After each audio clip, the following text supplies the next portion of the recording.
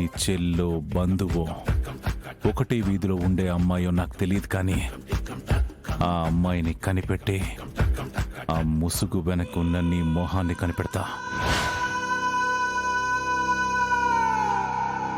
మీరు మీ సిస్టర్తో చాలా క్లోజ్ అనుకుంటా? చాలా క్లోజ్.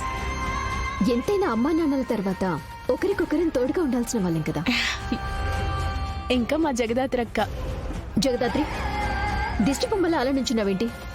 వెళ్ళి అందరికీ భోజనాలు ఏర్పాటు చేయి. సరే. అదొక మొద్దు మావయ్య గారు. 10 సార్లు చెప్తే కానీ అర్థమవ్వదు. అందరూ నాలా హుషారుగా ఉంటారా ఏంటి?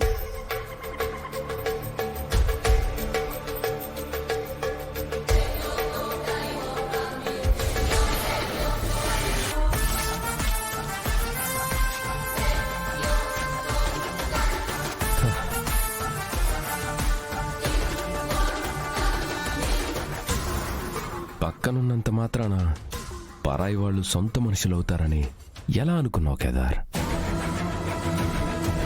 మాతో కలిసి ఉన్నంత మాత్రాన కలిసిపోతారా?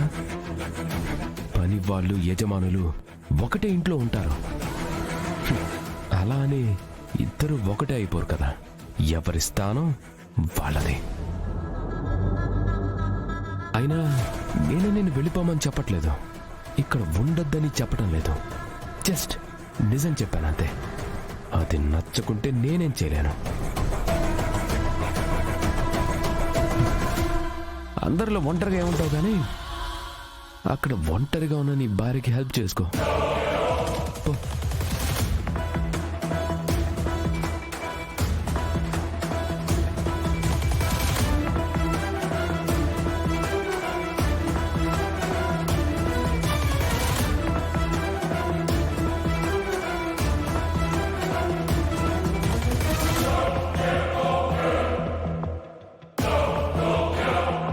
దేవా,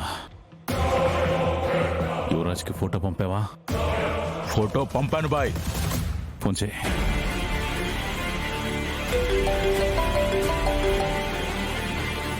బాయ్ బాయ్ ఇప్పుడు ఫోన్ చేస్తున్నాడేంటి?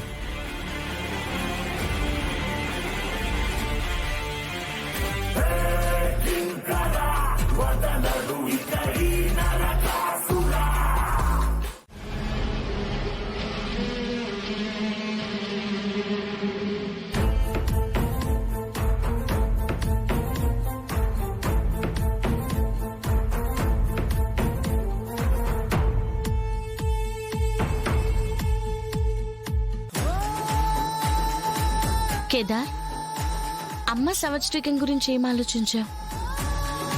ఆలోచించడానికి ఏముంది దాత్రే? ఎప్పట్లాగా నేనొక్కడిని అమ్మకి పిండ ప్రదానం చేస్తాను. అప్పుడంటే నీకెవరూ లేరు కేదార్. ఇప్పుడు మేమంతా ఉన్నాం కదా, అందరం కలిసి అన్నదానం చేద్దాం. ఇప్పుడు కూడా నువ్వు తప్ప నా పక్కన ఎవరూ లేరు కదా దాత్రే. అక్కడ అందరూ నాన్న గురించి అడుగుతారు. నా దగ్గర ఎప్పట్లానే సమాధానం ఉండదు.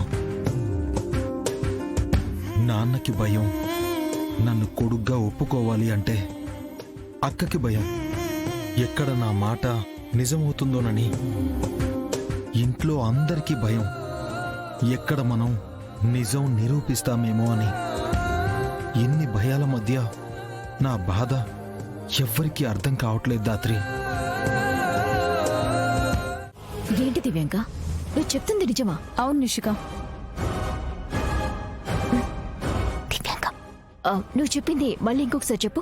నేను సురేష్ పెళ్లి చేసుకోబోతున్నాం. పెళ్ళా? నిజంగానా దివ్యాంక? ఇంట్లో జరిగిన గొడవ తర్వాత నువ్వు మళ్ళీ ఇంత ధైర్యం చేస్తావని అస్సలు అనుకోలేదు.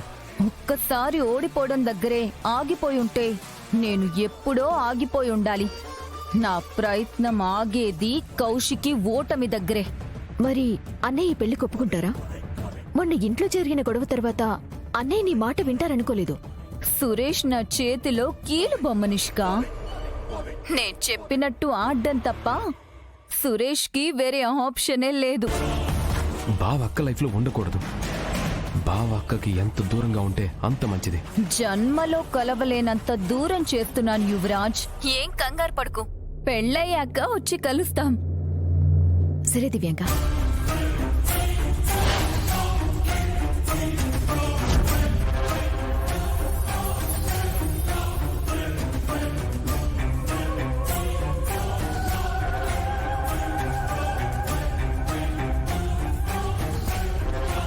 ఆ ఫోన్ ఇటివ్వు.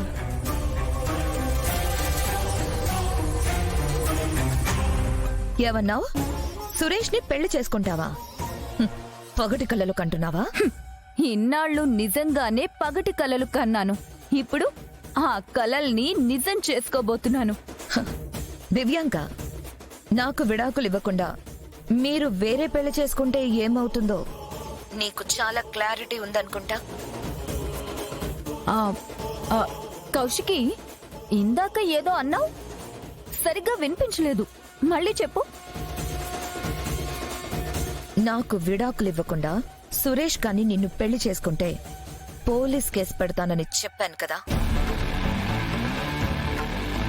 అయ్యో పిచ్చి కౌశికి, ఇప్పుడు మా ఇద్దరికి పెళ్ళయిందని నువ్వు కోర్టులో నిరూపించాలి అంటే నీ దగ్గర ప్రూఫ్ ఉండాలి కదా. నీకు ప్రూఫ్ దొరకనిచ్చే అంత ఫూల్ అనుకుంటున్నావా నేను? పెళ్లి చేసుకుంటాం కానీ ప్రూఫ్ ఉండదు. కలిసే ఉంటాం, నీ కళ్ళ ముందే కాపురం చేస్తాం, కానీ నువ్వు కన్నెళ్లు పెట్టుకోవడం తప్ప ఏం చేయలేవు. నువ్విదంతా కావాలనే మాట్లాడుతున్నావని నాకు తెలుసు. నువ్వు మాట్లాడిన మాటలకి నా మనసు విరిగి సురేష్కి నేను విడాకులు ఇచ్చేస్తాననే కదా.